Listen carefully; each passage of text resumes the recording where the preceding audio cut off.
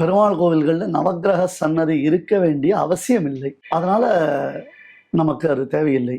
கோவிந்தன் இருக்க கோள்கள் என்ன செய்யும்?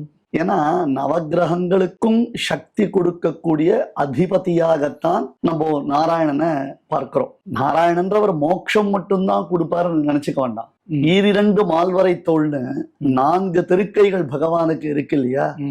அப்ப 4 திருக்கைகளினால என்ன கொடுக்க போறோம் அப்படின்னு கேட்டா, தர்மம், அர்த்தம், காமம், மோட்சம்ன்றதாக பெரியோர்கள் அதை விவரணம் பண்ணி காமிச்சிருக்கா. நாம கேட்கக்கூடிய அத்தனையும் எம்பெருமான் கொடுக்க போறான். இப்போ இந்த தொடர், நம்முடைய இந்த தொடர் இருக்கே, எஸ்பெஷலி என்னுடையதான ஒரு நிகழ்ச்சின்னு வரும்பொழுது கேள்வி பதில் பகுதி நாம வைஷ்ணவத்தை பேஸ் பண்ணி தான் வச்சிருக்கோம். புரியுது. நான் ஏற்கனவே பல முறை நம்முடைய நேயர்களுக்கு ஒரு விஷயத்தை கிளாரிஃபை பண்ணியிருக்கேன். வைஷ்ணவம்னு சொன்னா அப்ப நான் வைஷ்ணவத்தினுடைய கொள்கைகளை ஆணித்தரமாக இங்க சுட்டி காட்டுகிறேன்.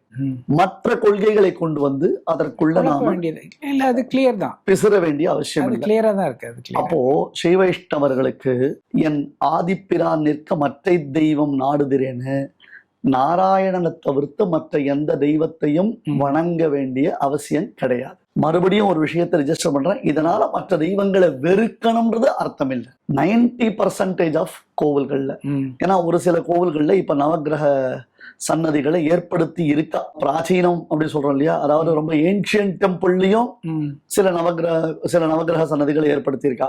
புதியதா கட்டக்கூடிய கோவில்கள்லயும் கால சூழ்நிலை அப்படின்னு சொல்றோம் இல்லையா, அதற்கு ஏற்றாற் போல மக்களுடைய மனோநிலைக்கு ஏற்றாற் போல நவக்கிரக சன்னதிகள் வைத்திருக்கிறார்கள். இது வைத்தே தீர வேண்டும் என்பதான அவசியம் கிடையாது. நிச்சயமா அது நமக்கு வேண்டாம்.